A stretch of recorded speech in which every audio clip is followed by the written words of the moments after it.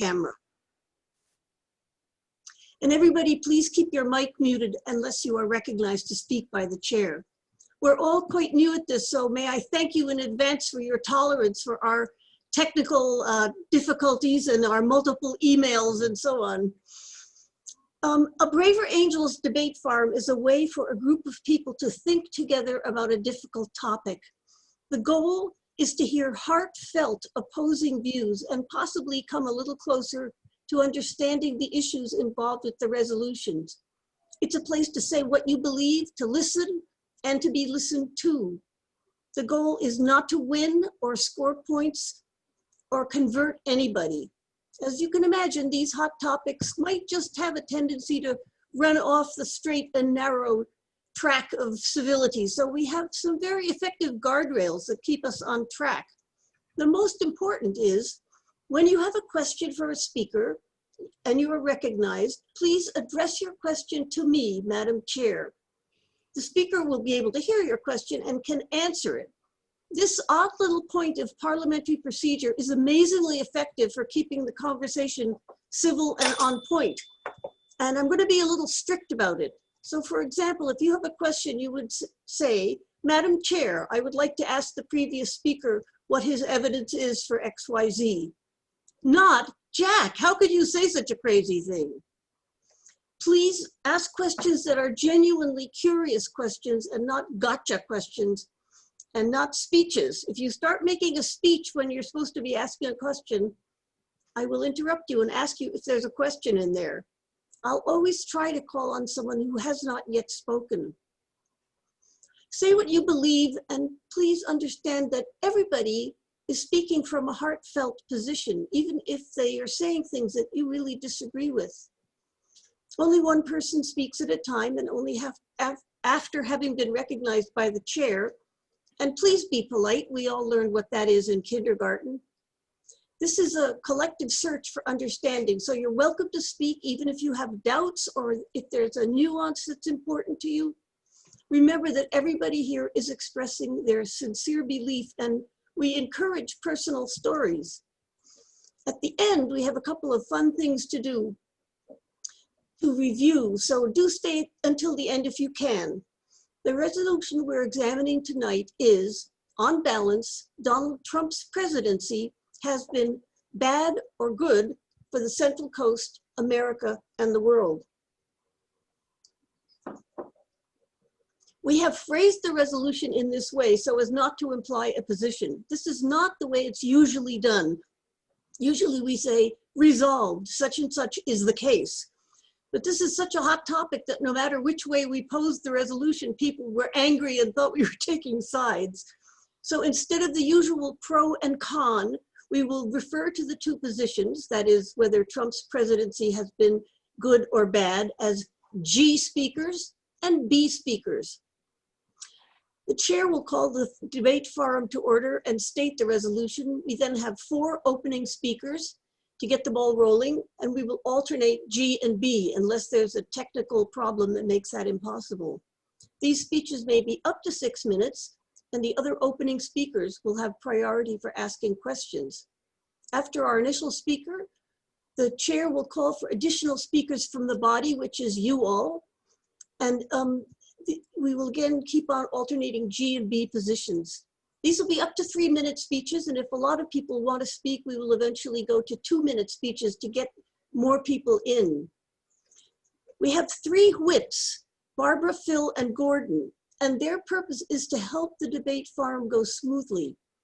If your first name starts with A to G, your whip is Barbara. Barbara, wave to us. There's Barbara. If your first name starts with H to L, your whip is Phil. Yay. And if your first name starts with M to Z, your whip is Gordon. Go Gordon. You can see these letters by their names. If you want to give a speech, please chat with your whip in the chat box and tell them whether you are going to speak from the G or the B position. Also, if you are confused about what's going on or having Zoom troubles, please ask your whip in the chat box. The chair will recognize new speakers alternating G and B speakers from a list compiled by the whips, and we'll have questions after each short speech. If you want to ask a question of a speaker, raise your Zoom hand by using the raise hand function. If you click on participants at the bottom of the Zoom screen, a white panel will open. Look for a blue hand or the words raise hand. If you don't see either of these, look for 3 dots and try pressing on those 3 dots. Will you try it now so I can see whether we have a reasonable, everybody raise their Zoom hand if they can. Madam Chair, this is Keith Gurney. Hello, Keith. I'm participating by phone. I can't see anything. Okay, so that's okay. I'll keep you posted if there's anything that you need to see. And thank you. You're very welcome. I'm glad you made it. Me too. So, yeah, I can see almost everybody. If you can't manage to raise your Zoom hand, raise your actual hand. And I have screens to scan. So give me a minute if it takes me a minute to see the raised hands. Okay, participants address the chair. They don't address each other. This is a tried and true form for group deliberation around difficult hot topics. Participants traditionally use last names or say the gentleman or the lady, the previous speaker, and I'm Madam Chair. My job is to keep things moving forward, alternating G and B speeches with questions, to keep things on track with respect to time and civility and so on. I will give you a notification when you have 30 seconds left, and I will remind you if you forget to address your questions to the chair or if you give a speech when you said you had a question. Now we're going to have a little dramatization of wrong and right way to ask a question. Phil is just wrapping up a speech in favor of the resolution, dogs are better than cats. And Gordon is going to ask a question. So, Madam Chair, in conclusion, as far as I'm aware, in the entire recorded human history, there's never been an instance of a cat going for help when its owner fell down a well. Thank you. Thank you. Are there questions for the speaker? I have no idea how this guy could Excuse possibly... me, would you please address the chair? Madam Chair. Yes. Okay, But- that's enough. Finally, have fun. This event is intended to educate and inform all of us. We aren't here to win arguments or change each other's beliefs. We're here to try to understand each other's beliefs and possibly even maybe find some common ground if there is any. Though the topic is serious, there's absolutely no reason we can't have fun as we work on this together. I've been involved in a few Braver Angels debates, and the reason I keep coming back is that they are not only interesting, but they're also fun. We can have a good time with this, and that's really a novel experience when you're talking politics. There aren't that many opportunities to have this kind of exchange of ideas and have it be fun. So let's enjoy it. I am calling this forum debate to order.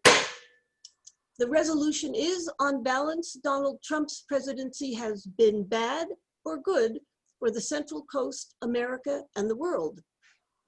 Our first speaker is Mr. Mattson, who will take the G position.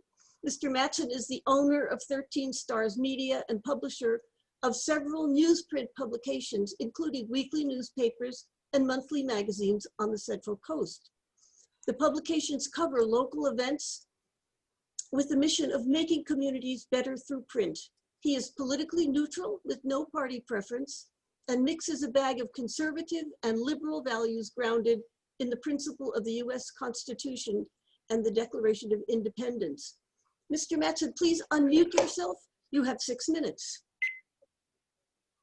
Thank you, Madam Chair. Well, thank you all for joining us today. This is truly humbling, I must say, and what a topic to get my feet wet in this kind of debate culture. I hope it goes well, and I will do my best here. I really appreciate your platform. Your platform is a refreshing platform in the life that we live today in 2020 especially. We are in unprecedented times. This is great. With that, welcome to all the guests. I will note that as a journalist and a writer, as well as a student, I read directions quite literally and appreciate the topic is current presidency, not simply the president. And I do want to say in full disclosure that I am running for the city council position in Atascadero. And also I could have taken either side of this argument very easily and formed an argument on both sides. I thank Phil for reaching out to me and offering me the G position here.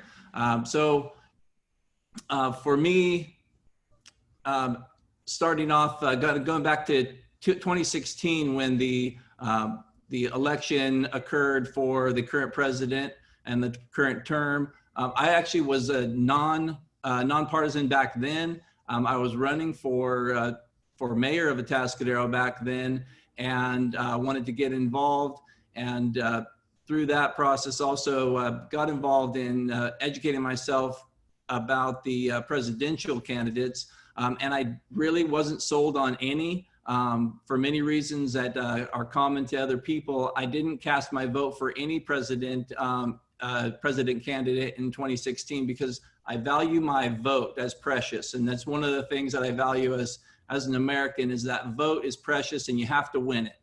And I didn't vote for any candidate because none of them won it, and I'm proud of my decision that in 2016. President Trump at that time, he was a little rough around the edges for me, I must say. And as a person, maybe those edges have been smoothed off slightly, but I really want to be cautious about how I present that. But in terms of the presidency, now being 90% the way through, we get to see a track record and the actual results of a presidency. And I think that I can form a very strong case that this presidency has been good for the Central Coast, for America, and for the world. And I will present a better case for the Central Coast and America than for the world. My foreign policy and global politics are not my strong point, but I am very much have been a student of the past 4 years as it pertained to our current environment and our culture as Americans. I'm a business owner, and that has given me some insight in how that the presidency actually impacts businesses and this presidency's approach to local business and typically the corporate world has been a benefit to us, and that benefit has been it really has trickled down, not to use the cliche, but to our staff. It's allowed us to build a team and to try to maintain stability. I've seen a president improve his communication and manners over the past 2 years, and that has comes to a point of a bit of a smoothing of his edges as he settles into the role of a politician, where he's not just the boss, but a public servant and beholden to all of Americans. And that as he figures out how the controls work in this environment that he's typically new to, the results have been a mixed bag there. And so what I think we can see that he's done good is that we have at least had, running into the year 2020, the strongest economy that in history of America. And that particular economy had been seen in our local economy, and the fruits of those results were that we had a uptick in business at our local level that was surging, continuing to surge. And coming into the first 2 months of 2020, we had a 20% increase in our revenue year over year. And that was 2 years in a row that we saw a 20% increase in revenue year over year. That's, we work in an industry that is attached to hundreds of businesses in the local area, just in the Atascadero, Paso Robles. And that's a benefit that we saw as an overall increase in productivity, increase in business that we saw throughout our Central Coast. And it allowed us to, over the past 4 years, grow our business tremendously. So the Central Coast is not metropolitan in any sense. We are rural. We have low levels of minorities, and so some of the economics that this presidency has improved upon are seen in some areas that are economically distressed, and we see the opportunity zones that were created through the tax and job cuts in 2017.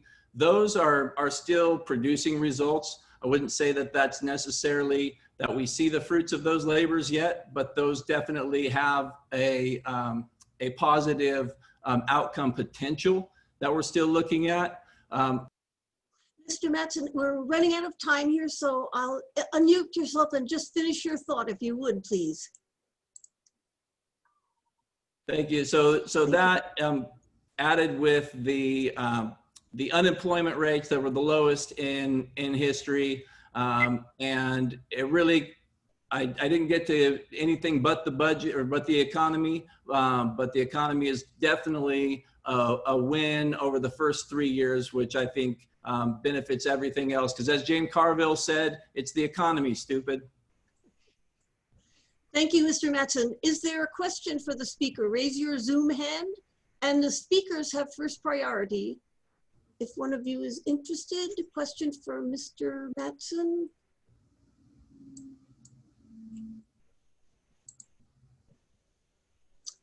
Yeah. Is anybody?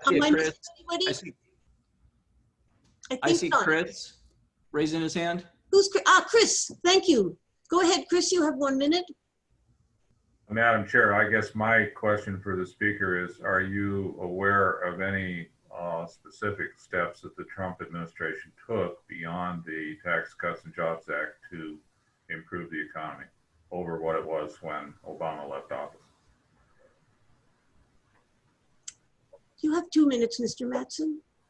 Okay, so I think the Jobs and the Tax Cut and Jobs Act is one of the bigger moves that has been made in terms of regulations, reform, the efforts made by the administration to help us become energy independent as a country was one of the areas that I believe has been a net benefit to all of us, whether we're traveling across town or whether we own a trucking company that is, in my case, bringing magazines from Los Angeles to Atascadero and Paso Robles. The cost of gas being stabilized, where we can create long-term budgets and maintain budgets over time is one way. Thank you. Susan Quinones, would you unmute yourself and address your question to me, please? Yes, Madam Chair. I was wondering if you could ask Mr. Mattson about, he mentioned something about developing his team. And I'm wondering how the president's policies on the economic scene helped him personally develop teamwork in his business. Thank you. Mr. Mattson. Thank you. So that would go back to the tax cuts and the Jobs Act that was made in 2017. That net benefit and that net profit that we were able to save, converting to an S corporation and taking advantage of those.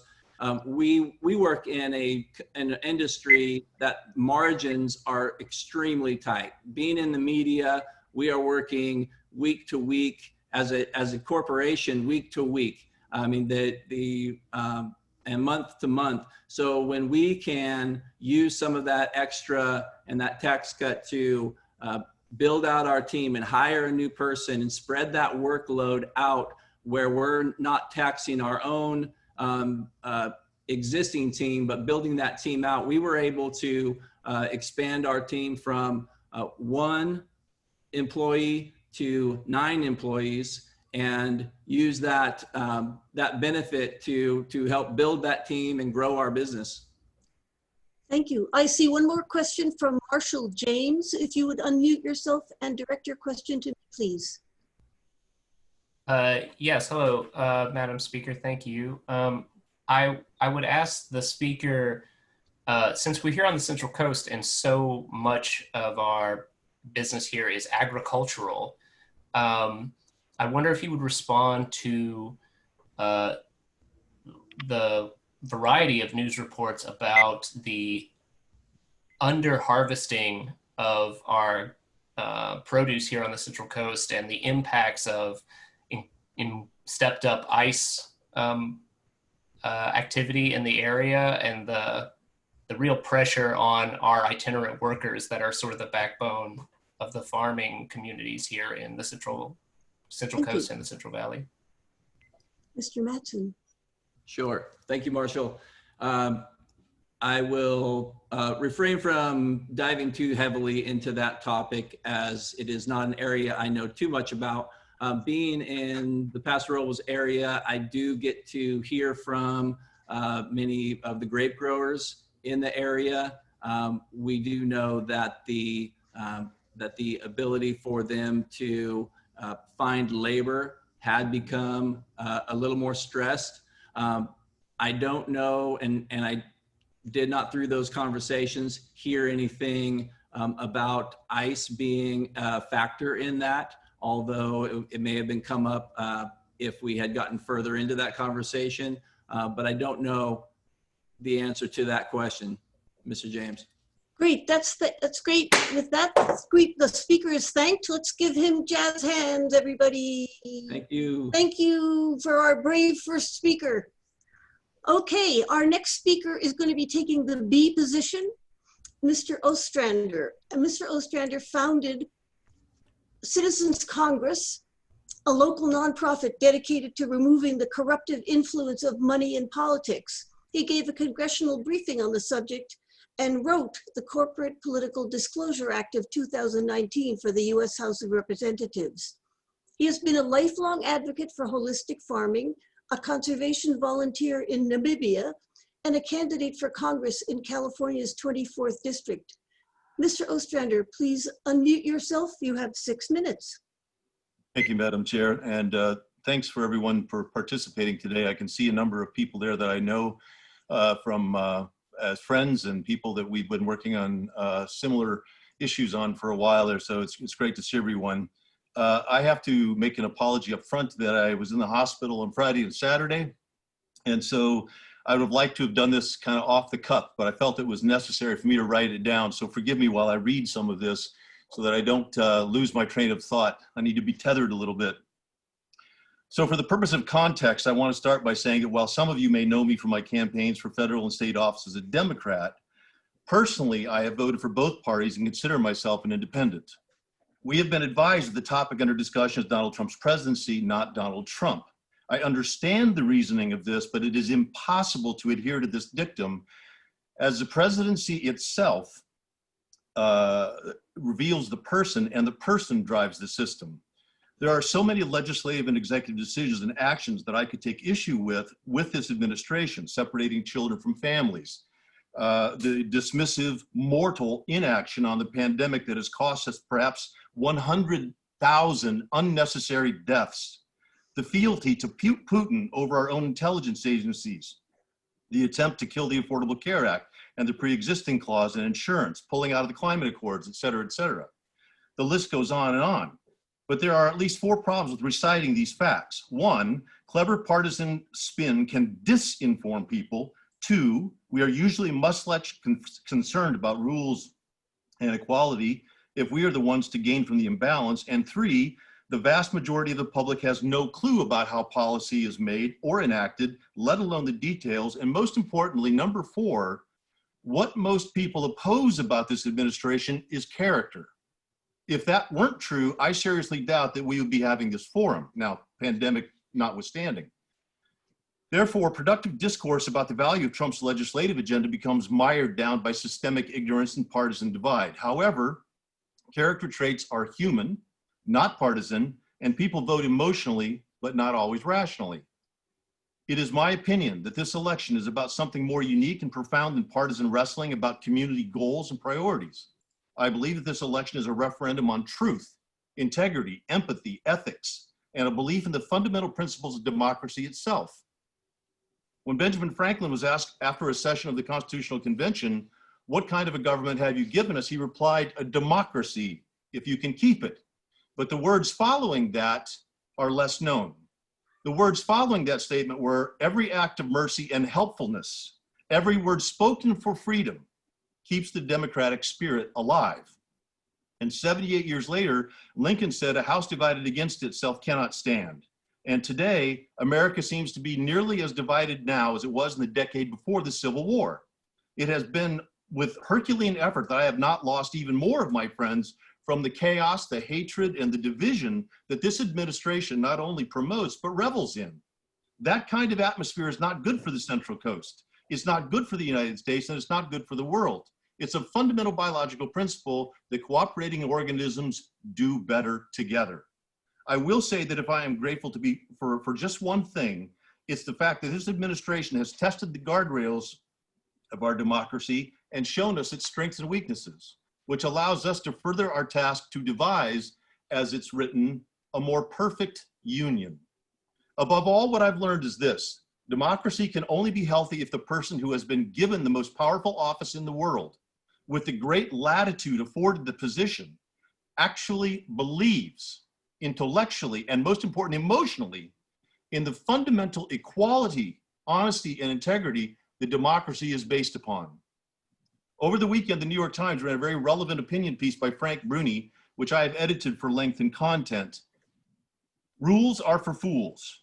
Look at the unfolding election. President Trump and his allies have been stubbornly trying to prevent Americans from voting by mail, which is known to be more popular with Democrats than with Republicans. While you can call this an attack on democracy, you can instead be blunter and truer to its intent. You can call it cheating. On his own or with the aid of a pair of checks, the president has sought to manipulate, minimize, or repudiate statistics and studies that render a withering verdict on America's battle against the coronavirus. This has been characterized rightly as an insult to science and to the scientists at the Centers for Disease Control and Prevention. It's also cheating. As Republicans maneuver to get Kanye West on the ballot in states where he might siphon votes from Joe Biden, Jared Kushner just so happened to huddle with the entertainer in Telluride, Colorado. It could be that they each enjoy basking at high altitudes in each other's affluence. Or it could be that Kushner was conniving with West in violation of election law. In other words, cheating. The only way we're going to lose this election is if the election is rigged, Trump told supporters at a rally in Wisconsin last month. He has repeatedly made versions of that claim, at one point exhorting North Carolinians to monitor polling sites and, quote, watch all the thieving and stealing and robbing by Democrats who will work to lift Biden to victory by doing very bad things. And it's a perfect example of Trump's tendency to assign his own motives and methods to others. He worries that they'll cheat because he has always cheated on his taxes, on his wives, in his business dealings, in his philanthropy. He imagines them cheating because he actually is cheating. How many presidents in our past have remained in office, or how many could have remained in office, had we found out that $2 million of a charity was stolen and used to buy, for, amongst other things, a portrait of the president himself? This is unbelievably, we've never had this in history before. Mr. Ostrander, if you could wrap it up, that would be great. You can unmute yourself. You're still muted. Yeah. Okay, I'm sorry. No, that's okay. I wrote a long stuff. I'm sorry. This is a topic that gets me going like a lot of people. So I'll cut to the end. These are actions that are of a person who intellectually or emotionally does not support the concept of democracy. Since the early days of this presidency, an impassioned group of mental health professionals have warned the public about the president's cramped and disordered mind. Out of concern of the Republic, in December last year, 350 professionals signed a letter to Congress claiming Trump's mental health is deteriorating. Personally, I side with the more than 200 historians who have ranked Trump as one of the three worst, if not the worst president we've ever had. Okay, I'm going to thank you, stop you there, Mr. Ostrander. Do we have a question for the speaker? I'm looking for a Zoom hand now. I see Mr. Mattson has a question. Go ahead and unmute yourself, Mr. Mattson. Unmute yourself, Mr. Mattson, Sure. and address your question to me. Thank you, Madam Chair. I would like to ask the speaker in regards to the statement by Benjamin Franklin that while it was not a democracy if you can keep it, but he said it was a republic if you can keep it, how that you can formulate the ideology of a person running a republic versus a democracy and apply the same standards. Thank you. Mr. Ostrander, you have 2 minutes. I'm not sure I understood his question. I apologize for using the words democracy instead of republic. You're right about that, but I don't understand your question. Mr. Mattson, would you care to clarify? Yes, the question would be in terms of a president running a republic, would you apply different standards for a person who is running a republic versus running a democracy? I guess the initial part of your, well, I guess that's the question. Thank you. Well, the best answer that I could give you is that a democracy requires that everyone be knowledgeable about all this of an issue of all the issues that are facing in the community and have access to all the information that supports both the pros and the cons of that issue. Whereas representative government, as you well know, is we hire representatives to do that research. And so a representative has a unique position of trust that a democracy doesn't necessarily have to have. Does that make sense? So the trust position is one where somebody has to look at all the information and at the same time be beholden to the constituents to whom they serve. And that's why there is a special level of trust in a republic, more so than you would find in a democracy where everybody can vote and then they simply tally votes. Thank you, Mr. Ostrander. I see Vita's iPad has its hand raised. Hi, Vita, thank you. unmute yourself and address me, please. Yes, hi, Mr. Ostrander. No, please address the chair, okay? Madam Chair. Hi, okay. Madam Chair, thank you. Yes, we know that the Trump administration is going before the Supreme Court to reverse the Affordable Care Act, which means that pre-existing conditions will be done away with.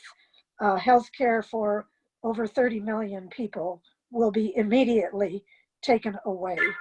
I would like to know if the speaker, sorry about this. I'd like to know if the speaker knows, has the Trump administration proposed an alternate health care plan, as I believe the president claimed he was going to do at the very beginning, and in fact, before he was elected into office, that he would have a health care plan that would be much better than the Affordable Care Act and would cover all Americans, and it would be affordable. Does the speaker know, does Mr. Ostrander know if such a plan has been brought forth? Thank you. Thank you, Mr. Ostrander.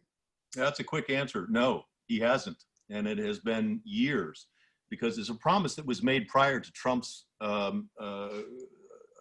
gaining office. It's been it's been said by Republicans or by conservatives for close to 10 years now that there was an alternative, a cheaper alternative. And let's not forget that the Affordable Care Act itself is modeled on a conservative program that was put in place during Romney's governorship in Massachusetts many years ago. Thank you, Mr. Ostrander. I see no further questions from the body, so I will introduce the third speaker. And the third speaker is going to be taking the G position. It's Mr. Gurney, who's joining us by phone. Mr. Gurney is a former San Luis Obispo City Councilman and 2018 candidate for mayor. He's a professional planner and urban designer, past president of the California Planning Roundtable, and a writer of political commentaries. Mr. Gurney, please unmute yourself if you're muted, and you have 6 minutes. Am I muted? You're not muted, no. Okay. Well, thank you, Madam Chair. Appreciate the invitation to participate in this. To provide some context for my remarks, I'm neither a Democrat or a Republican. I'm a declined to state voter. But in 2016, when I was a Republican, I supported Marco Rubio for president, but ended up reluctantly voting for Donald Trump out of deep concerns about Hillary Clinton. Admittedly, Donald Trump does some things that drive me nuts. His off-the-cuff twittering, his name-calling, and exaggerated remarks often do him more harm than good. But it was the failures of the prior administration and Trump's accomplishments since then that have earned my support for his reelection. When I ran for mayor of San Luis Obispo in 2018, I participated in a Democratic Central Committee debate with Mayor Harmon. When asked about how I felt about Donald Trump, I replied, quote, "If you want to get Trump reelected, just keep lurching further to the left." Today, that lurch to the left has gone farther than I could have imagined. But based on Trump's accomplishments and the poor performance of the Democratic Party over the last 4 years, the question we are debating tonight is an easy one to answer. To me, it's no contest. On balance, Donald Trump's presidency has been good for America and the world. I'll be commenting on his foreign policy accomplishments and the social unrest that's plaguing our inner cities since the tragic death of George Floyd. A list of President Trump's accomplishments in foreign policy is pretty remarkable. He defeated ISIS, the Islamic terrorist organization that was created under the Obama-Biden administration, when it failed to back its admonition to Assad not to cross the red line of using chemical weapons against his own people, which he did.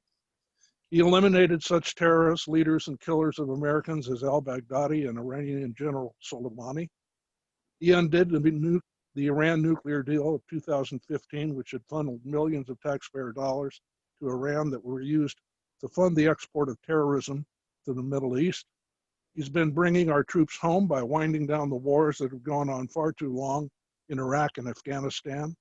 He's dramatically improved relationships with Israel, our greatest ally in the Middle East, and moved the U.S. Embassy to Jerusalem.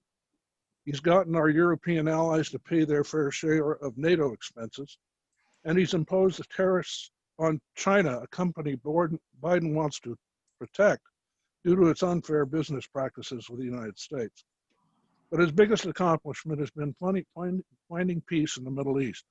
His success at negotiating peace treaties between Israel and the Arab countries of the Emirates and Bahrain had been unthinkable, but it's happened. Where Obama's administration relied on unsuccessful attempts to negotiate with Palestinians while turning its back on Israel, it chose to negotiate with Iran, a terrorist country that is a sworn enemy of Israel. Instead, Trump chose to seek friendly relations with other Arab countries as a path to peace. If more Arab companies agree to the Abraham Accords, that will bring us much closer to an enduring peace in the Middle East. And if that happens, that's the biggest foreign policy accomplishment of my lifetime.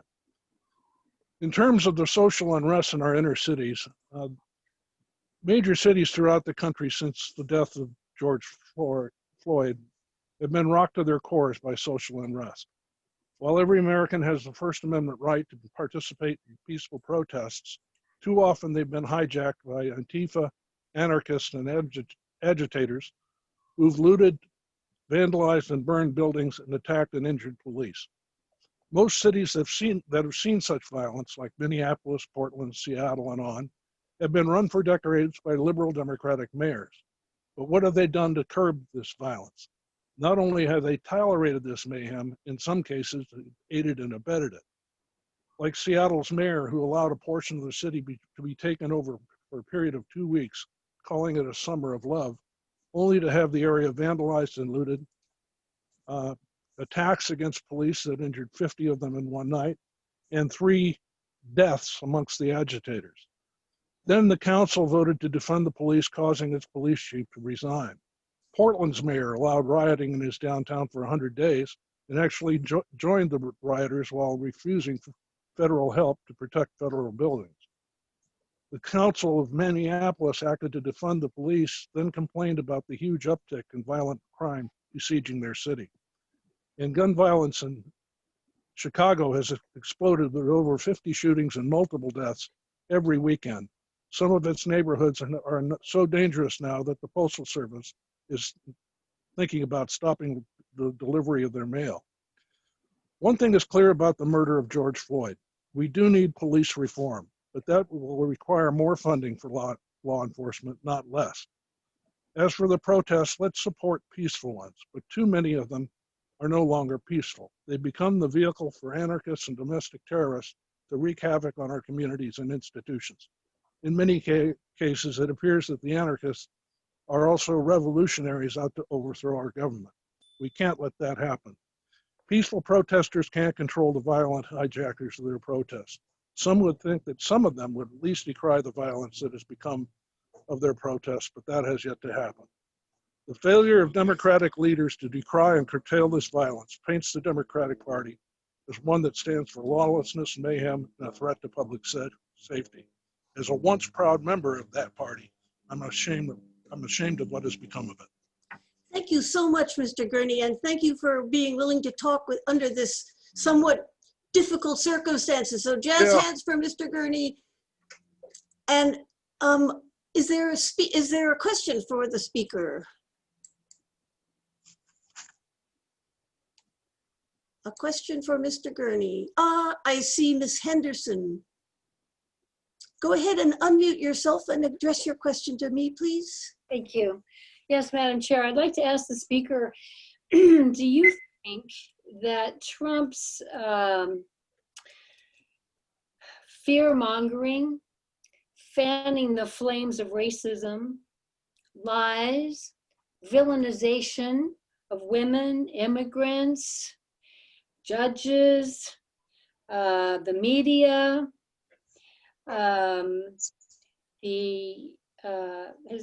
Mexicans down at the border have contributed to the civil unrest that we find plaguing our streets today? And if so, how? Thank you. Well, that's a heavy question. I think, you know, the president does make some inflammatory comments that are unnecessary. That's one of the things that drives me nuts about the guy. But on balance, I really think he's been able to try to hold this country together. I don't think he's responsible for the violence that's happening in our inner cities. I think the politicians in charge of those cities are to blame for it and for not doing anything about it.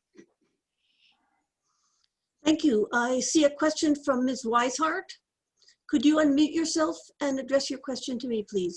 Yes, Madam Chair, I would like to ask Mr. Gurney if the, just a minute, if the peace in the Middle East that you are speaking about, brought about, as you say, by this administration, is not the result of removing ourselves and removing our country from the Iran deal, which now lets Iran go for a nuclear bomb as we speak, that the other Arab countries are actually uniting against Iran. So we're actually getting closer to nuclear problems. That is not an accomplishment. And what was your question? So the question is, do you think that the peace deal that has recently been attributed to the Trump administration is related to their fear of Iran, specifically since we pulled out of the Iran deal, which lets Iran make a nuclear bomb as fast as they can? Okay, great, thank you. Mr. Gurney, you have 2 minutes. Okay, I think the recent peace deal that was negotiated by the Trump administration, bringing Israel and the United Arab Emirates and Bahrain together, and probably some more Arab countries, is something akin, getting close to something akin to a NATO alliance in the Middle East. I think the notion of Iran developing nuclear warheads has always been a frightening prospect, just as it has been in Korea. But I think by strengthening the ties between Israel and the Arab countries, and by vigilant supervision of what Iran is doing with its economy right now is in tatters. I wouldn't be surprised if the Arab countries are concerned about Iran developing a nuclear weapon, and I think developing a defensive pact with other Arab countries in the Middle East and Israel will hopefully discourage that. Thank you very much. And I see a third question. Peg, could you unmute yourself and address your question to me, please? Unmute yourself, Peg. Unmute yourself. That's Yeah, the little sorry, I had a moment to find the button. Madam Chair, I have a personal story. I don't know if that's legal. No. Is it a question? If it's not a question, I'll tell you what then. Why don't you speak with your whip? Because we will welcome speeches, but this is not the right time for it. So we would welcome speeches. We welcome personal stories too. So talk to your whip, and I'll move on to Marshall James, who I also see has a question. Mr. James? Yes, Madam Speaker, I wanted to address ask a question about the foreign policy that the speaker talked on, because he mentioned these peace accords in the Middle East, but I wanted him to address the fact that the UAE and Bahrain were in no conflicts with Israel to begin with. So this peace deal was brokering peace between countries that were already peaceful, and further seems to align the Sunni Muslim world with Israel against the Shia Muslim world. And also he mentioned the drawdown of troops, but these are a drawdown of troops only after Trump increased the number of troops during the first 2 years of his administration. So now the troop levels are about what they were in 2015. Thank you. Mr. Gurney? Well, if Trump did increase troops going to Afghanistan and Iraq, hopefully that contributed to the ability to wind down the war that much more quickly. I can't remember the first part of your question. What? I was just asking for you to comment further on the reported peace deal, which is actually a deal between 3 countries that were already peaceful. Well, certainly they weren't at war. I understand Oman and the Sudan are also right behind United Arab Emirates and Bahrain in signing the Abraham Accords. But it's the first time in over 25 years that an Arab country has signed such a treaty with the Israelis. I think that's momentous. And I think other Arab countries will start looking at, I wouldn't be surprised if Saudi Arabia starts looking at some sort of treaty similar to what have just been executed. I think it will strengthen the Middle East and strengthen the chances for peace. That's great. Well, thank you so much, Mr. Gurney. And with that, the speaker is thanked. And jazz hands for Mr. Gurney. I don't know if you can't see us, but we're all jazz handsing for you. And I have to apologize for a moment for my inexperience. This is my first time chairing a meeting. I forgot to say to Mr. Ostrander, and with that, the speaker is thanked. So jazz hands for Mr. Ostrander too, belatedly. I'm using my imagination. It helps, it helps. Yeah. Okay, our last opening speaker is Mr. Taves, who will take the B position. Mr. Taves is an attorney in private practice and is a senior partner in Taves Law Group, a firm specializing in estate, tax, and business matters. He's past president of the Retired Senior Volunteer Program, RSVP, and Caring Callers in SLO County, as well as past chairman of the California State Bar Nonprofit Organizations Committee. Mr. Taves, please unmute yourself. You have 6 minutes. Thank you. Can everybody hear me? Yes. Okay. To begin, I will note that I come from a conservative background and that my outlook on things political has generally been conservative. I grew up in Riverside, California, which is not known as a hotbed of progressive thought.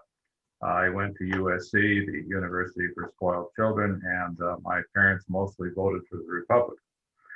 In my law practice, I worked with business owners, high net worth individuals, and others whose views on matters political are mostly conservative. Having said all of that, I believe for a whole raft of reasons that the Trump presidency has not been good. It's been bad for America, for the world, and for us on the Central Coast. The first reason for that is that the administration has failed to provide any leadership in management of the pandemic, and beyond that has obstructed efforts by others to manage it effectively by such things as discouraging the wearing of face masks against the advice of the administration's own public health experts, lying to the public about the severity of the pandemic, sidelining or dismissing healthcare professionals who disagree with the president, and installing political hacks to edit the scientific output of the CDC. And of course, holding large indoor rallies with no mask or social distancing, which of themselves send a message. As a consequence of all this, the US, with 4% of the world's population, has got over 20% of the cases and 20% of the deaths. And so I am failed to see how you can spin that in a way that says it's a good job. It was not. And I will also note that many small businesses that I represent are now closed, some of them for good, although they didn't need to be. And the children of the Germans and the Japanese are back in school. Ours are not, and there's a reason. And so for all of that, I don't think that this was good for us, and certainly not good for us on the Central Coast. The administration has also failed to address other large problems that are facing our country. Healthcare has already been mentioned. I won't go over it. That's an obvious problem. I'd like to talk a minute about tax policy because I'm a certified tax specialist. When Mr. Trump took office, we had a tax code that had 3 problems. A, it was too complicated. B, it didn't raise enough revenue to fund the government. And C, it favored the rich. The contribution of the administration of this was to pass a tax bill which made the code more complicated, raised less revenue, blew a giant hole in the budget, and gave most of the lost revenue to the people who are already wealthy in the face of massive income inequality and ballooning deficits. This bill was passed in the middle of the night without committee hearings on a straight party line vote. And as a certified specialist in tax law, I will tell you this is the worst piece of tax legislation I've ever seen. So I also want to comment on foreign affairs in response to some of the things that Mr. Gurney commented on. I have some insights about this because I lived in Saudi Arabia for 4 years, and I kind of know how things work over there. For one, I would be reluctant to credit the Trump administration with anything that's happened with the oil states, because those of us who lived there knew that there were back channel communications between the Saudis and the Israelis for decades. I was there in the 1980s. Both of these countries view their real enemy as Iran, and they are obvious allies.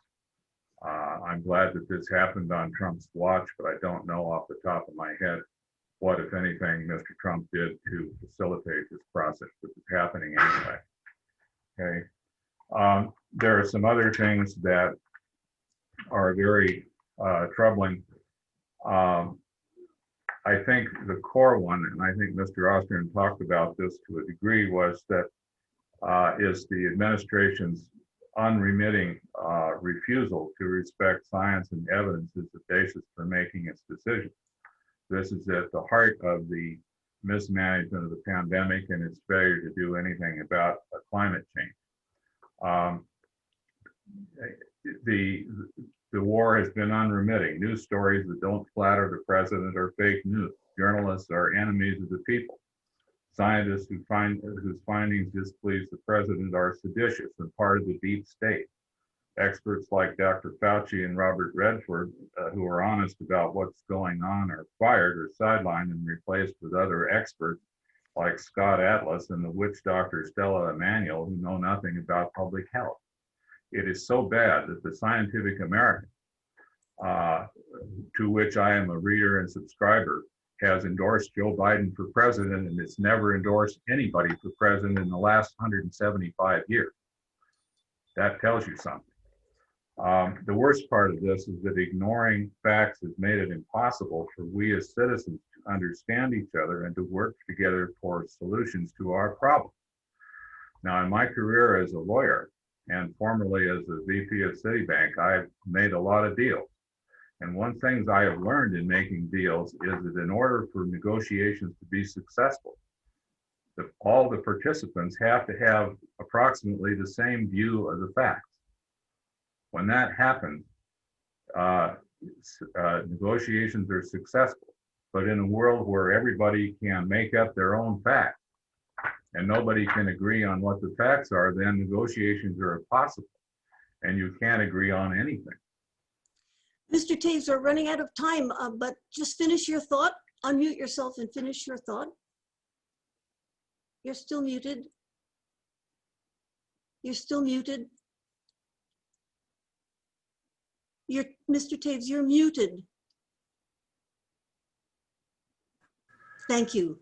There you Our go. inability to agree on facts is bad for us, for the world, and for the Central Coast, because if we can't agree on our facts, we can't come together to solve the problems that we face together. Thank you. Thank you very much.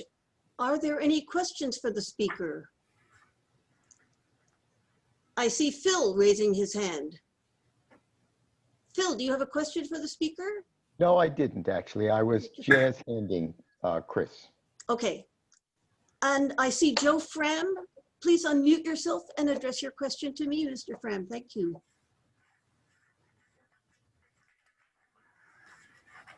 Yes, Madam Speaker, Madam Chair, excuse me. The question is, our last speaker appears to be a tax expert and in the business. So the question is, how can what's been going on in the last 3 years with the uncertainty for business be good for business?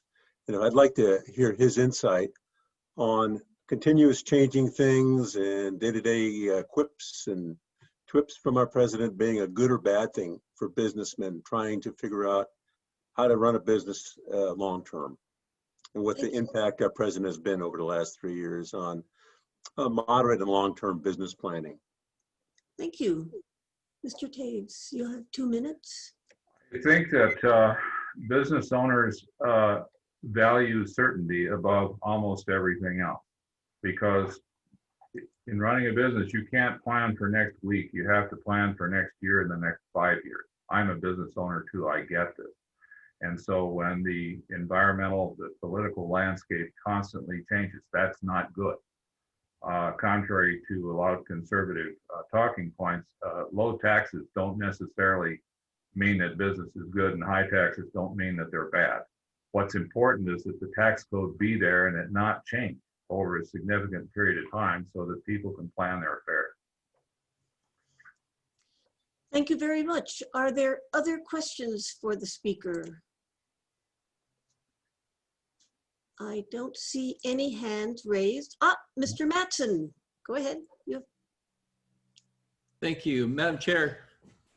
I would like to know, in terms of running a constitutional republic versus a single nation, how the blame shifts from a governor especially in California, which is responsible for the opening and closing of businesses. The blame shifts from the governor to the president when the consequences are negative, and the responsibility seems to leapfrog.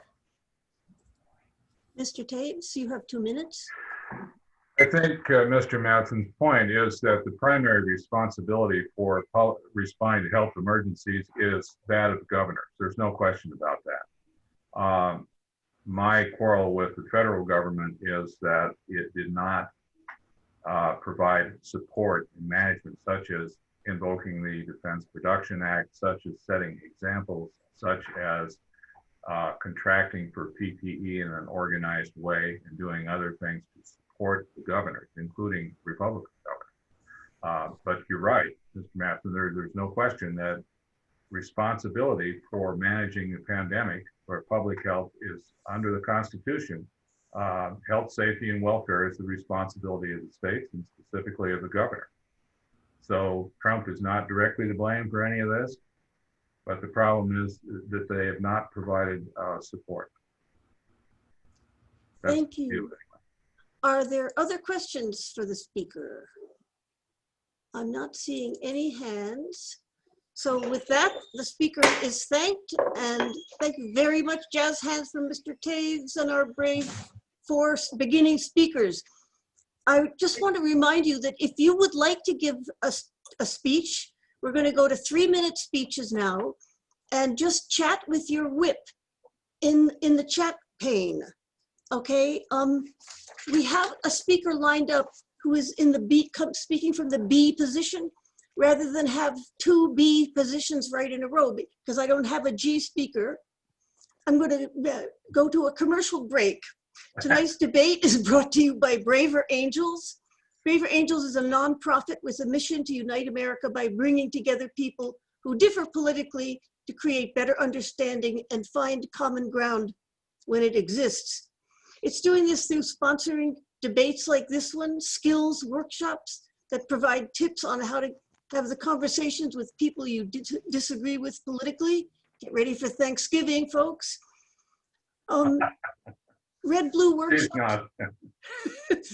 Red Blue Workshops bring together an equal number of reds and blues to listen to and learn about each other. We have depolarizing within workshops that help you to depolarize yourself and others on your own side. And Braver Angels also forms alliances where reds and blues work together. And you are right now seeing the fruits of that very thing. We have an alliance here on the Central Coast. So we would love it if you would like to join Braver Angels. It's only $12 a year. And you could join by just texting BA, upper or lowercase, to 66866. And you'll get a link to our join page, or go to braverangels.org and join. It's only $12 for a year.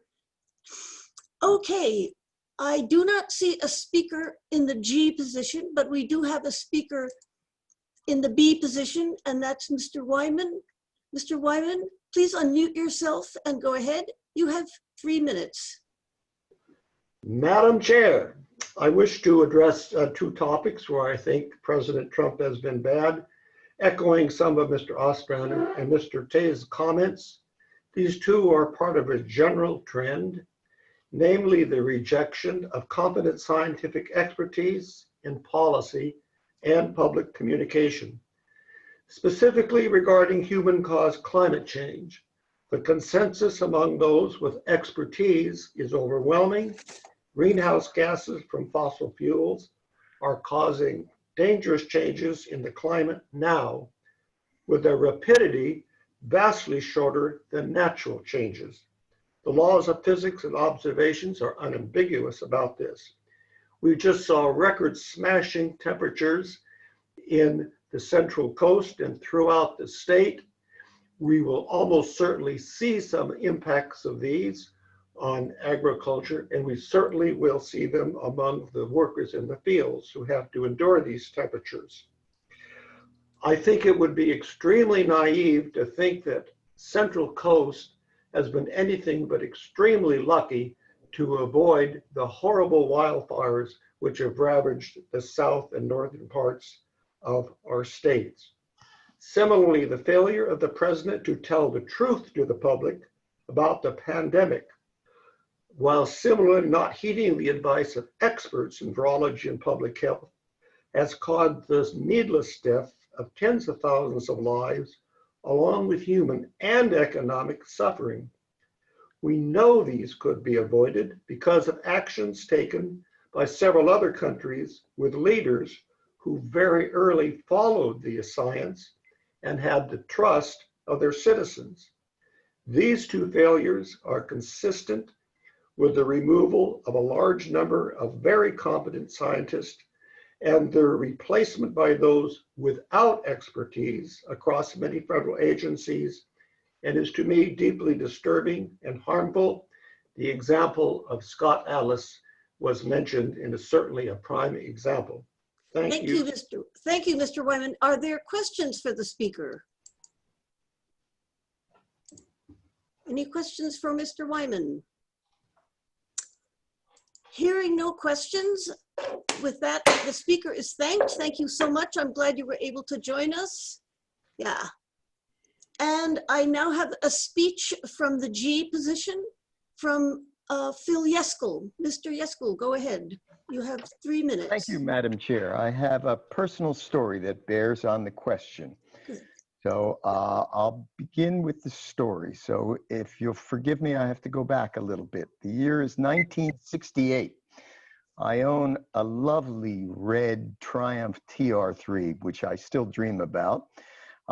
And I've just dropped off my girlfriend, Marcy, in East Orange, New Jersey, and I'm driving down South Orange Avenue into central Newark. Probably singing above the radio. It had a wonderful AM radio, and thinking about the great date that we just had. You can look at me and guess that that didn't happen very often. And suddenly I look up. I've gotten down to central Newark, and I look up and look to my left, and there's a half-track full of soldiers, fully armed, in the lane right next to me, all gesturing wildly at me. And I look to my right, and there's a bunch of guys running out of the broken window of a store, some carrying television sets and some carrying other pieces of furniture. And then I distinctly heard the sound of bullets over my head.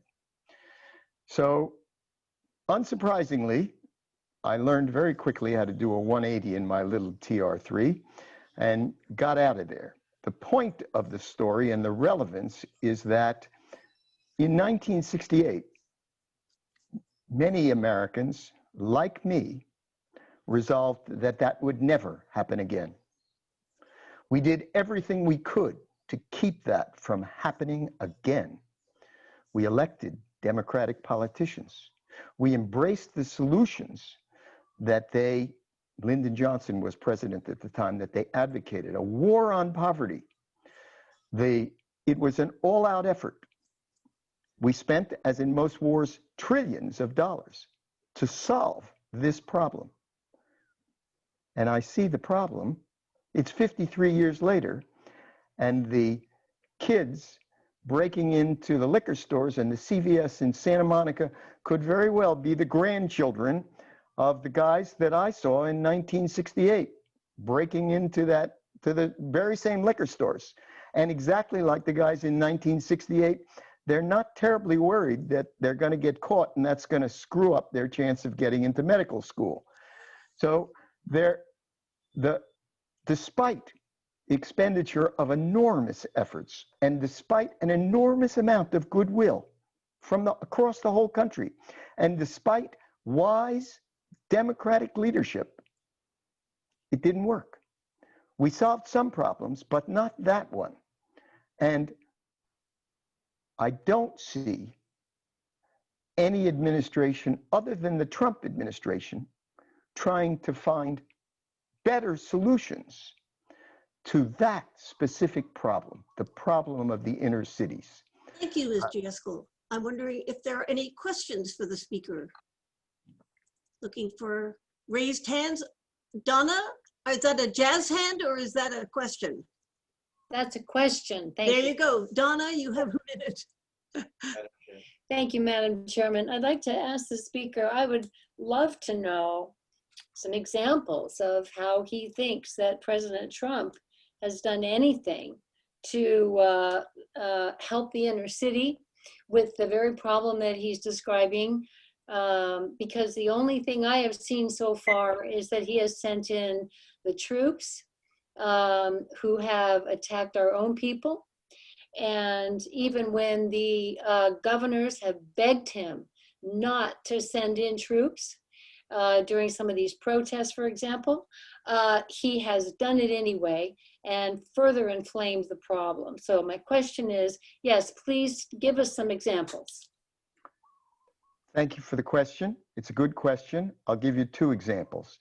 First example is, of course, criminal justice reform, at which sentences for nonviolent crimes were reduced. The three strikes kind of get tough on crime laws were significantly softened, and people found that had made one mistake in their lives, particularly people trapped in the inner city maelstrom of dysfunction, could find a way out. So criminal justice reform should have been a Democratic issue, but it wasn't. And it took the Trump administration to do it. That's example number one.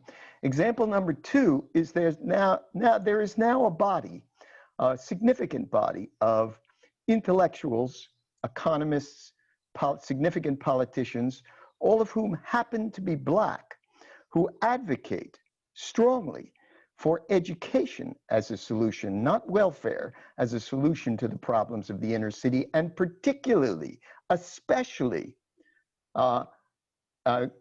charter school-based education. I'm thinking of economists like Thomas Sowell, who is Harlem born and raised, Harvard educated, world-renowned economist, who is an enormous advocate of charter schools, as is Trump's education secretary, Betsy DeVos, who has helped do more to raise the profile of charter schools than any member of any administration before or since, and certainly than any Democratic politician, who have been at best lukewarm advocates and at worst opponents of charter schools, particularly charter schools in inner cities where they're most needed. Thank you, Mr. Yesko. Thank you. Are there other questions for the speaker? Seeing, Ms. Schwartz.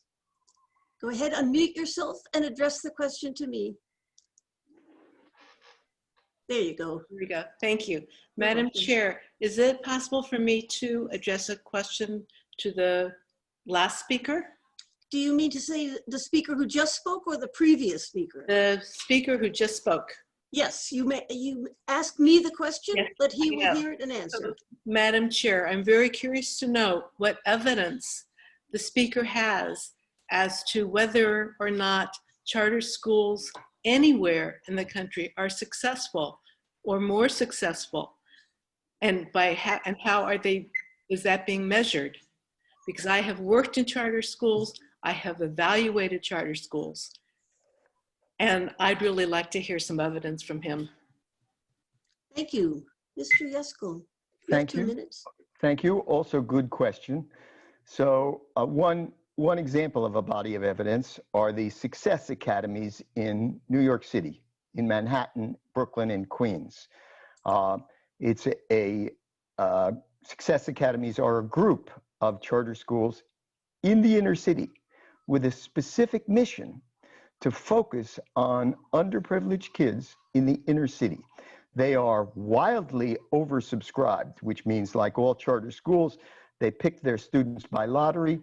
They usually take 5. Their acceptance rate is better or worse, depending on how you put it, is roughly the same as Harvard. 5% of the kids who apply actually wind up going. simply because there are so many applicants. And their success rate is astonishing. So these are underprivileged inner city kids, right? From poverty-stricken backgrounds who tend to do better as a result of the charter schools by any measure, any academic measure, do better than kids like Trump who go to nice private schools. That's my evidence. Ms. Schwartz, it sounds to me like you'd like to give a speech. Is that true? Oh, I would love to give a speech, but I will not. Okay. All I will say is that is not evidence. I asked for evidence and that's not what I got. Okay, thank you. So are there other questions for the speaker? Seeing none, with that, the speaker is thanked, and we now have a speech in the B position. We have Marshall James. Oh, sorry, jazz hands for Mr. Yeskel. Yes, yay. Okay. Marshall James, unmute yourself and you have 3 minutes. Thank you. Yes, hello. Thank you, everyone. I appreciate the purpose and the spirit in which this event is taking place. I just wanted to talk briefly on a few things that I see as that have happened during the Trump administration that I think shows that we are worse off now. And I think one of the primary things is our standing around the world. We are now strained in our relationships with some of our most traditional allies, both at the UN, in NATO, in the European Union. Trump has ended our relationship with the World Health Organization, which has greatly curtailed our ability to receive international aid in the pandemic. It frankly strikes me as utter madness to leave the World Health Organization in the middle of a pandemic, and yet he did it because he doesn't like them. That was his policy. I don't like them. I think he also has greatly damaged our relationship with the truth. I find so often I can't even engage with relatives or with people who don't see eye to eye politically with me because we can't even agree on the truth about what's going on. He flagrantly lies, makes up things off the top of his head all the time, and later his administration has to say, oh, he was just joking, or, oh, he's not an expert, he's a business guy. Well, the role of the most prominent politician in America is not to spew whatever nonsense comes into your mind, because what he says affects our lives. It affects the markets, it affects the way money moves around in our communities, it affects the priorities of communities. I think to that end, it has also greatly harmed any national unity or harmony the United States once might have enjoyed. Say what you will about Barack Obama, whether you liked him or not. He was never one to go around saying inflammatory things to try and pit us versus them within the United States. But now Donald Trump will go and give speeches where he'll say, start chanting 12 more years if you really want to piss them off. And the them is me. The them is my parents. The them is all sorts of anybody who doesn't support Donald Trump. He sees us as the them. He labels us enemies. I've been involved in lots of protests here and in Los Angeles, and he's labeled me an anarchist and a criminal. So I'll wrap it up by saying just that I think Donald Trump's love of disharmony, both with our political allies around the world and with our relationships with the truth and our relationships with each other, has left us worse than we were before he became president. Thank you, Mr. James. Are there any questions for Mr. James? I do not see any questions. Donna Henderson, you have a question. Please unmute yourself and address your question to me. Hi, thank you. Yes, Madam Chairman, I'd like to hear the speaker talk a little bit about, or I guess the question is, as a result of all the relationships that have been damaged with organizations as well as with the truth and our national harmony, as you said so well, how do you think it makes us more vulnerable to attacks from countries that might have ill will towards us? Yeah, so I mean, a bipartisan Senate panel consisting of both Republicans and Democrats unanimously approved a study of the 2016 election that confirmed that Russia interfered in our election. They spread fake news, they amplified stories meant to inflame, and they did so with the purpose of putting forth Donald Trump as our president. And so now, as Donald Trump has fed further into the siloing of how we take in information, how we share stories on the internet, we now have people who willingly believe all sorts of lies and can now be convinced of just about anything by any foreign country. The world is now completely connected because of the internet, and it's impossible to know where the news or memes you're getting or stories you're sharing are actually coming from. You don't know whether or not they're coming within the United States. They could be coming from Russia or North Korea or China, or whoever may want to do us ill will. And so because now, furthermore, Donald Trump also has openly defied the FBI, the CIA, all of our intelligence agencies, even the military he's called out. So under him, Americans are being told by Donald Trump, do not trust the authorities, don't trust the FBI, the CIA, don't trust the military, don't trust what anybody says, trust what I say. And then they go on the internet and there's half-truths and lies and disinformation flying around. It's just impossible for people to sort out what's real and what isn't. Thank you, Mr. James. Are there other questions for the speaker? Was that a question, Barbara? Okay. One jazz hand, that was Barbara. Okay, Mr. Mattson, you have a question for the speaker. Go ahead. Yes, notwithstanding the truth that Donald Trump needs to be fact-checked regularly, the question, Madam Chair, would be the standards that we hold a president to knowingly pugnacious and bombastic, and that is what they elected and that is what we have, as compared to media outlets that are supposed to be trusted and supposed to be fact-checking themselves. In regards to an example of the cages that were down at the borders of Mexico that were erected and established by the Obama administration, and the policy of separating children from their parents being as such, the media maligning our current president with not only fake photos or photos that were of the former administration, but purporting them to be the current administration. Speak to the level of trust we can have in our, or what level of trust can we have in our actual media where we know our president is who he is. Mr. Mattson, how do we trust the rest? Is there a question in there? Yes, how do we trust our established media when they are, there are example after example of misinformation coming from trusted media? Thank you.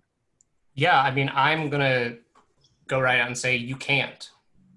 We cannot, in a country that is built on unfettered capitalism, when we have our major media outlets are all being run for profit.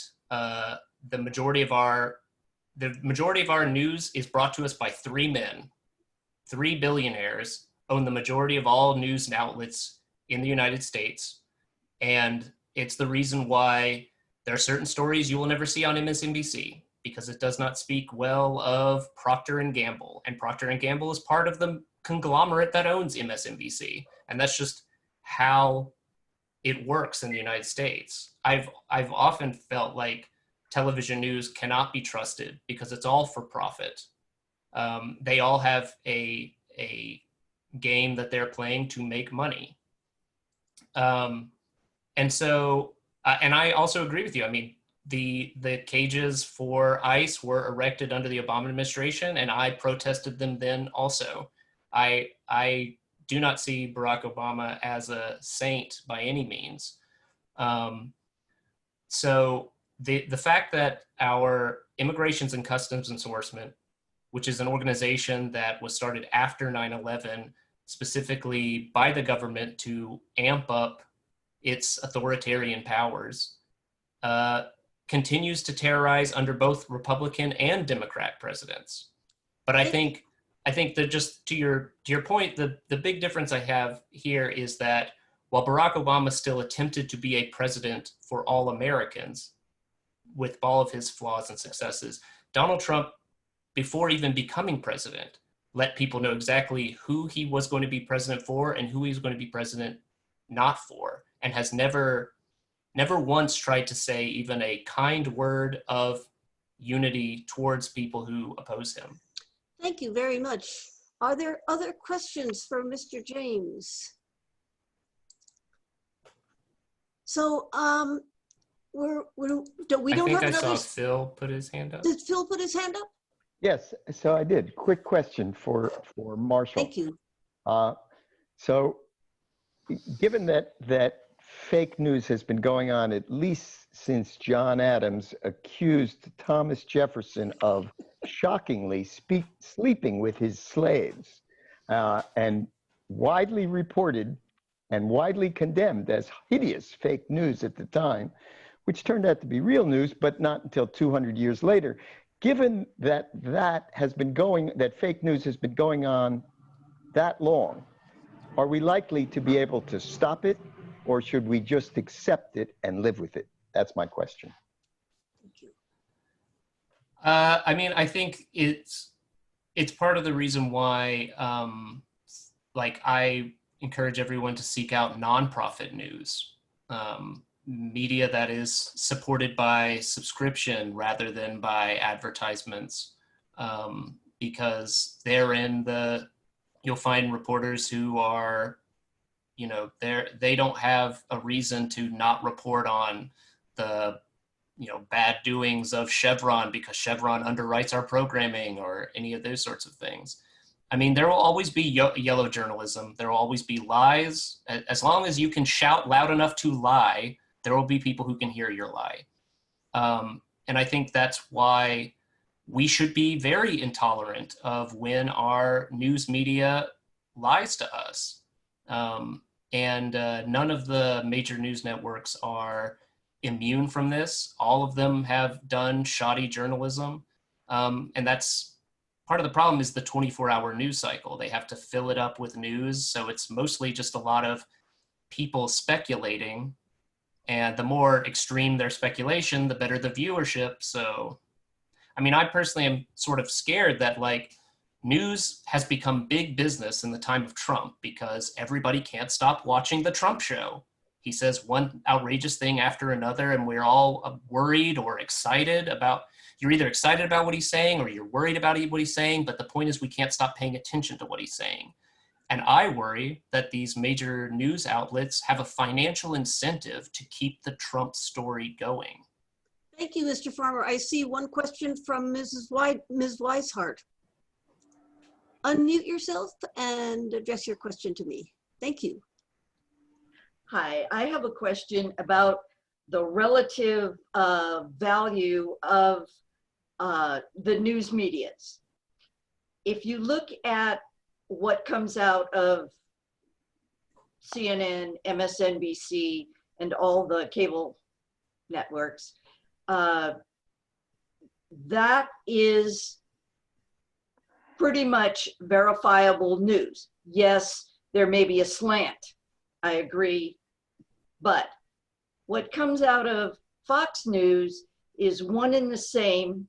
It's hard to tell whether Fox News informs President Trump or President Trump just informs Fox News. They are one and the same. There are so many lies and so many untruths and so many extreme 180-degree slants that I'm not sure you can put them both in the same category. And the Trump Is there a question? So the question is, do you see the relative position that I'm taking or I'm saying against, or that what he is calling, President Trump, Fox News, what he is calling fake news, is really much more substantive and true than what comes out of Fox News, which is dividing the country? I mean, I agree that there's degrees to the level at which they're willing to spin. But I mean, it's been documented that what Fox News covers dictates how Trump behaves, what he tweets about. Like he tweets about whatever Fox and Friends was talking about literally while Fox and Friends is happening. So he obviously is watching Fox and Friends. They talk at the camera knowing he's listening. So Fox is an unofficial advisor of Donald Trump. This is not necessarily surprising since Donald Trump is not a politician, so he probably doesn't know a whole lot about policy and what political things he needs to be doing. So when Fox News talks directly to the president and he listens, they will keep doing it. I think the big thing is there's a difference between the news when an anchor is looking right at the thing and telling you facts and opinion, which is the vast majority of all 24-hour news networks. The vast majority of it is people with some amount of information who are giving you their opinion. And I think this all comes back to the elimination of the fairness doctrine in the 1980s. It used to be that news was not for profit. It was sponsored by local governments. Everybody had their local 10 o'clock news, and they had the fairness doctrine. Anytime a story had a political bent, they were required to report both sides of the political thing. But then in the 1980s, the fairness doctrine was done away with, and we immediately had the establishment of CNN and Fox News, and the 24-hour news cycle began. And because exciting news isn't happening 24 hours a day, they had to fill it in with people who are just professional opinion havers. Thank you so much, Mr. Farmer. Are there other questions for the speaker? Yes, Mr. Taves. Unmute yourself and address your question to me. Madam Speaker, I would ask the speaker, do you have the same level of mistrust in print media, such as, for example, the New York Times, the Wall Street Journal, or Christian Science Monitor, as you have in the TV network? Because I, for one, tend to take it pretty much at face value what I read in those publications, but maybe I shouldn't do that. Well, I do find that print journalism seems to have greater efficacy than television journalism, because the print newspaper doesn't want to print filler. It costs them money. Every extra page of the New York Times, they have to find some way to pay for it, which is part of the reason why when you buy New York Times, half of it is ads, because that's paying for the other half. Mm-hmm. But even when it comes to print journalism, obviously we have instances where the New York Times will run with a story and then it will turn out to be like total hogwash and they didn't fact check it.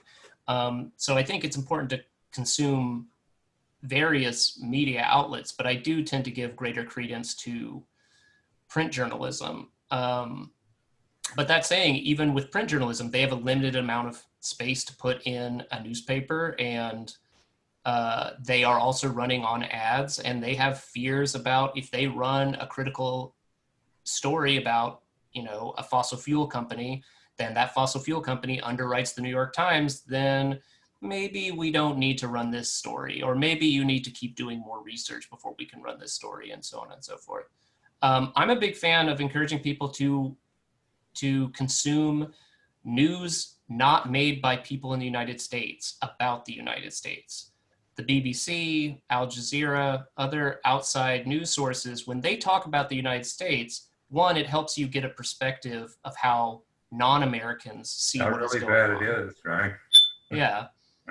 But also, like, the BBC has less of a reason to want to spin American news for America. than American companies. American companies of all political leanings have a greater reason to spin the news than Al Jazeera does, for example. Yeah. Thank you, Mr. Farmer. Are there other questions for the speaker?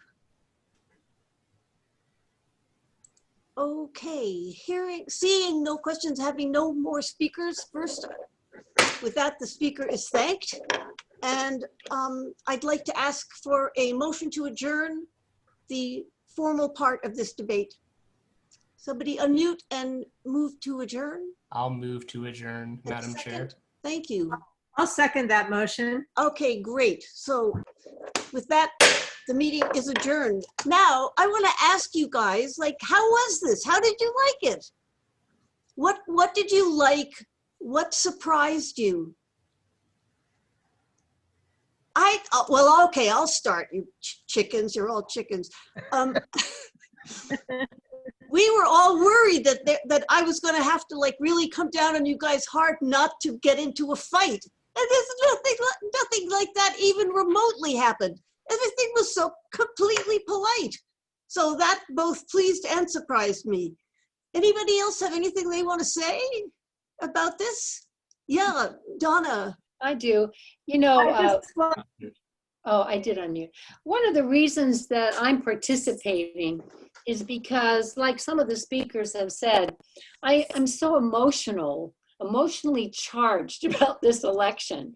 It's very hard for me to see the other side. And I basically have banned my friends from talking to me about it because I don't want to hate them. And I don't want to be upset with them. And I feel so strongly that that Trump is destroying the fabric of our democracy. And I'm so upset about it. And I don't understand why more people can't see it the way I do. So what surprised you, or what did you enjoy, or what surprised you? What I enjoyed was really the parliamentary procedure that you provided is very good. I've been taking notes, and it forces me to try to look at the other side without being emotional about it, you know, like, because up until today, I couldn't think of one thing that Trump had accomplished that I was proud of. So I did write those down to make myself look at them, and I will fact check them to see if they actually are a contribution of any kind. What surprised you, if anything?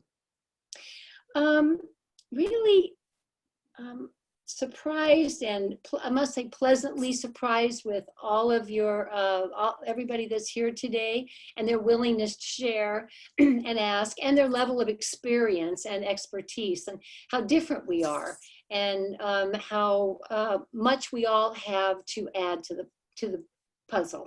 I love that. Does anybody else have something they'd like to say about what pleased them, or what surprised them, or anything? Phil. So, as you know, Susan, Madam Chair, what often happens in this debate is a middle ground very often emerges. That didn't happen very much in this debate. Both sides seem well cemented in their views, but nevertheless, per the speaker who just preceded me, there were many things I learned and made me think about the issues in a different way. Mm-hmm. So I loved Marshall's point about the fairness doctrine, for example. So the issue of fake news has been going on for a long time. And Marshall is quite right in invoking, to my mind, the fairness doctrine as an attempted solution to that. I would note that doctrine was abolished under the Obama administration, but nevertheless, the abolishment of the fairness doctrine apparently led to both the creation of Fox News and CNN nearly simultaneously. So that's something that surprised you. What's something that pleased you? A significant learning on my part. So I thank the group for that. Thank you. Marshall. Does anybody else have something they would like to say? Susan. I just wanted to correct. The fairness doctrine was abolished in the Reagan administration. Thank you. I I thought I fact checked that, but I stand corrected. Susan, you had something to say. Unmute Wanted to yourself. say- Thank you. Thank you, Susan. I think you did an excellent job as Thank you. chairperson.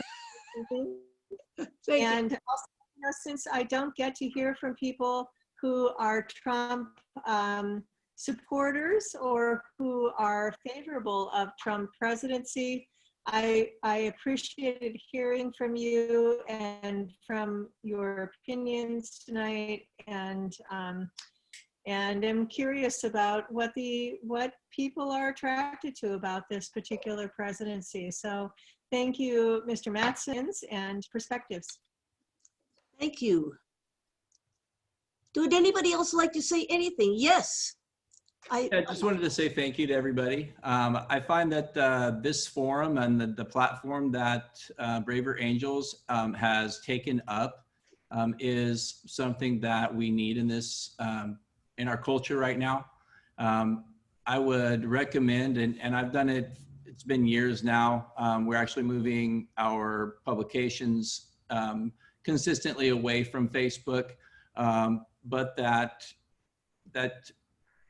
we not let, as a community, trying to form a conversation, not let Facebook be the source of our information as much as probably we do.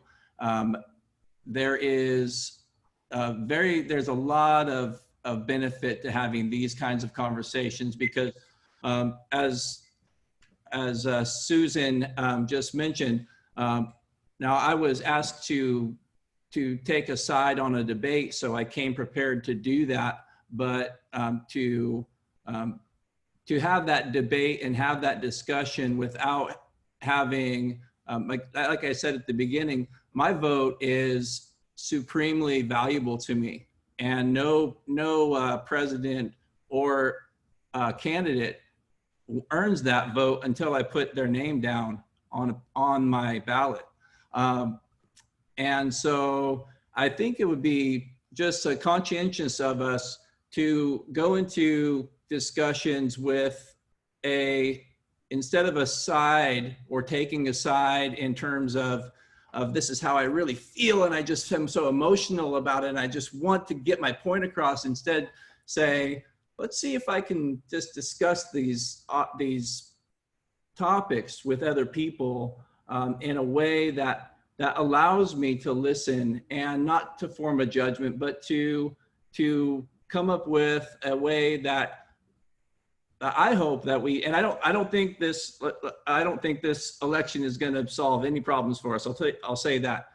I think that as Americans, though, these forms of discussions, maybe they harken back to the days, this is maybe a virtual town hall that maybe we would have had back in 1776 as we decide, hey, what do we want to be as a country? I just want to thank you guys for hosting this kind of forum so we can have those discussions, so we can get to a place where we could all decide to sign our names on a document and say, this is what we want to be as Americans. Thank you very much, Mr. Mattson. And I see Ms. Weishart has something to say. So my name is Cheyenne Holiday. I'm here with Barbara.